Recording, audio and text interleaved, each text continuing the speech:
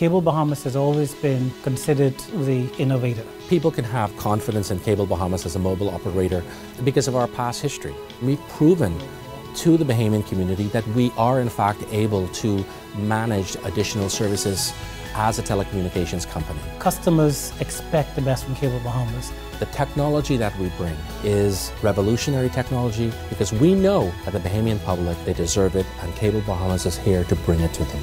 We are ready. Turn us on. The Prime Minister is suing the Fnm Chairman. Police interviewed the Agriculture Minister. A man with no driver's license killed behind the wheel. And scores of homeless men and women fed by the Salvation Army. We've got those stories and more for you tonight. I'm Kyle Joaquin, and MB12 starts right now.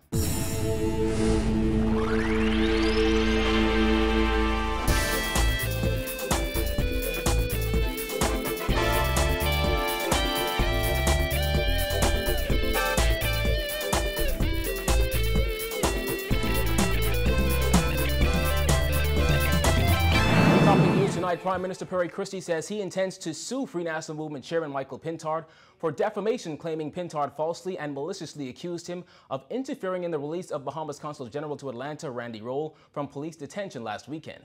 But that may not be the only lawsuit in the matter, according to Roll's attorney. The Consul General who got arrested is considering who he should take legal action against.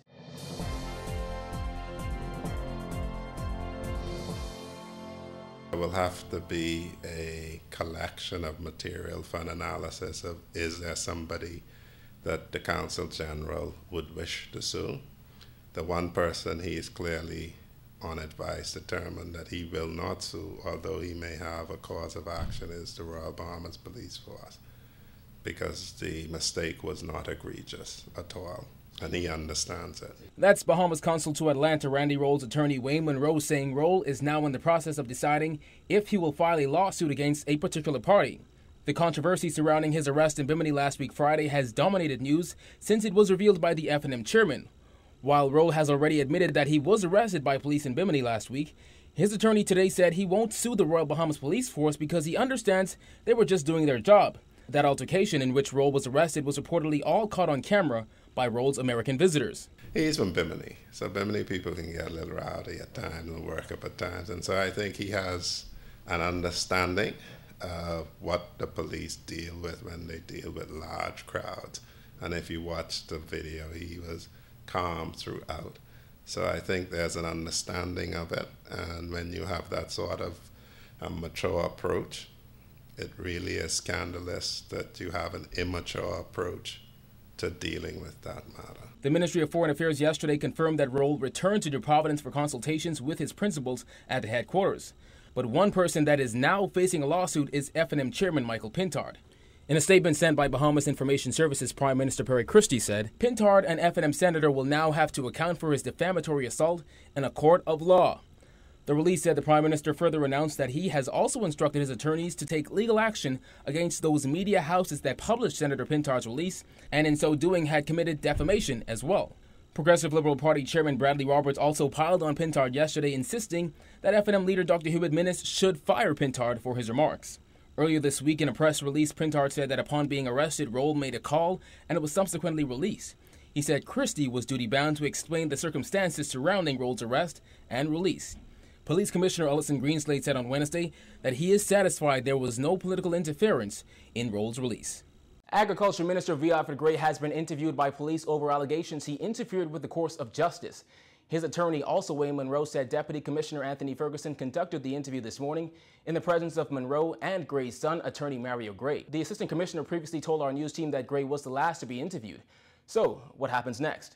He was interviewed. We gave a full written sworn statement with 5 attachments, and now the police will no doubt do what they do and forward their final material onto the Office of the Attorney General, who, I'm understanding, instigated the whole investigation by directing it. Natasha Charlton has admitted she contacted Gray to secure bail for her son, Jaquan Charlton, back in March, after he was sentenced to 3 months for disorderly behavior and assaulting a police officer. Her son was subsequently released outright from police custody without bail by Administrator Zephaniah Newbold, who claims he was acting on an order. Gray has maintained he was simply advising Newbold that bail was possible if an appeal of the conviction had been filed. Since the ordeal came to light, Gray has been relieved of his local government portfolio. More than 10 traffic fatalities have been recorded so far this year, the most recent occurring just last night. Police say their initial investigations have revealed that the driver had no driver's license, a trend they say is becoming more common among young drivers. Jasmine Brown has more in this report. Traffic officials say this was the third traffic fatality to occur on the Tonic-Williams-Darling Highway so far this year. Head of the Traffic Division, Superintendent Craig Stubbs, says that highway has accounted for 27% of the fatalities in the first 3.5 months of 2015. According to Stubbs, 9 of the 11 fatalities occurred in New Providence and 2 in Grand Bahama. The most recent occurred around 9:40 last night. Police identified the victim as 27-year-old McKinley Eugene, a resident of West End Avenue. According to Stubbs, Eugene was traveling west on Tonic-Williams-Darling Highway in a 2005 Nissan Note when his car crossed the median and landed on top of another car. Last night, basically, inexperience, speed were the major contributing factors. What we had is the deceased traveling west along Tonic-Darling Highway. He was in the southernmost lane of that corridor. He passed a vehicle, and in doing so, he lost control. He crossed the median. The vehicle would have overturned and landed on its roof on another vehicle that was traveling east.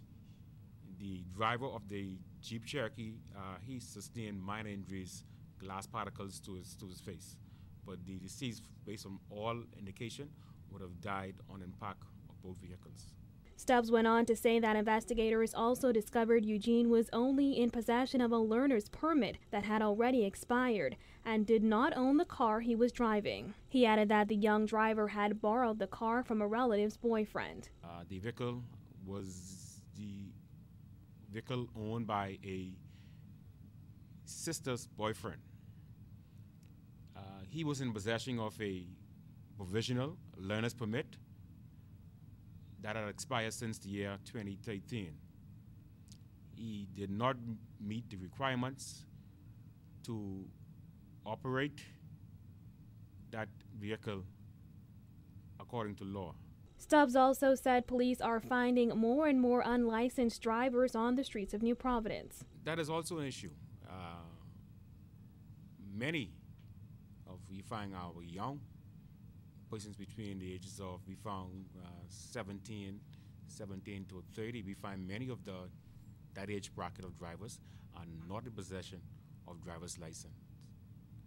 They are just persons who would have maybe drove a vehicle, got the experience, and continue to drive. What they normally will do is have a family member or a friend insure or license a vehicle for them, and then allow them to drive the vehicle.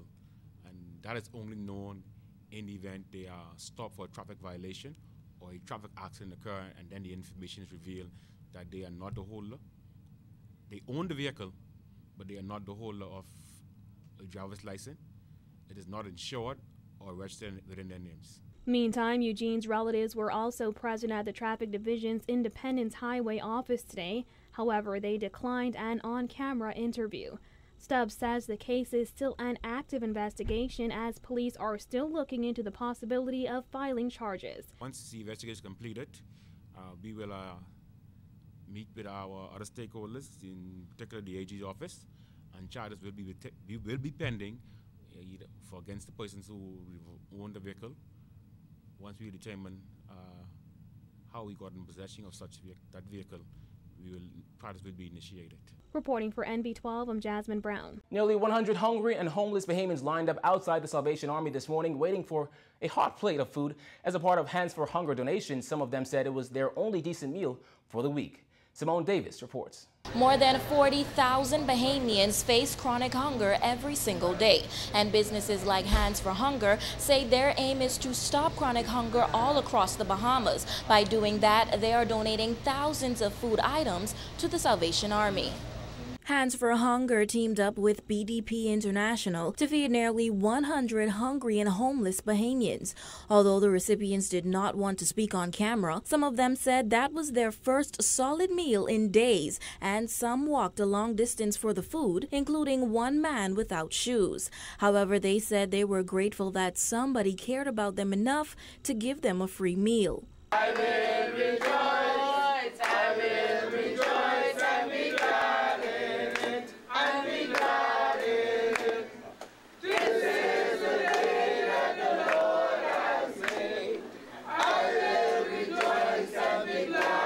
Executive Director at Hands for Hunger, Zelika Knowles, said 11.1% of Bahamians live below the poverty line, and it is their mission to help them as much as possible. Well, it's important because we know that 43,000 Bahamians face chronic hunger on a daily basis. So donations like this really does go a long way. Hands for Hunger has been in operation since 2008, and we've already delivered 700,000 pounds of food to those in need, to our 14 recipient agencies who in turn help their communities. So a donation like this, that what BDP is doing, shows that our international partners also care about the situation in the Bahamas, and that's very big. It's also encouraging for Bahamians to know that they too need to take a stance and make a difference as well at home. After they served lunch, the organization donated bags of groceries to the Salvation Army. Knowles noted that an estimated 1 in 6 people are chronically hungry in the Bahamas, and hunger is a silent struggle for many people, especially children under the age of 15. As much as it makes you feel good, the truth is the need is so overwhelming, and we all know that Bahamians, especially in this time, are really facing kind of a challenging time. We see chronic hunger on a daily basis. That's about 1 in 6 face chronic hunger, and we also know that a lot of those who really do face hunger challenges are young children under the age of 14. That's our school-age children, which is concerning because we want to make sure that they're well-fed and can concentrate when they're in the classroom. So that's where a lot of our emphasis goes. Part owner of Philadelphia-based company BDP International, Ryan Bolt, said he traveled to the Bahamas for the first time 13 years ago and realized that many people were in need of food or just a place to live. He said since then, BDP International has found ways to assist Bahamians every time they visit the Bahamas. What attracts me here is the people. It's just a beautiful place to be here, and when we found out about 29,000 families go chronically hungry every day, that made us think, hey, why don't we look to do something while we're down there, You just don't want to go down there, have fun, and then leave, So we always want to give back, or as we say up at home, pay it forward. If you want to donate to the Salvation Army to help fight against poverty in the Bahamas and feed those in need, please contact 393-2340 or 393-2745. Reporting for NB12, I'm Simone Davis. When NB12 returns, police tear down another abandoned building, so stay tuned.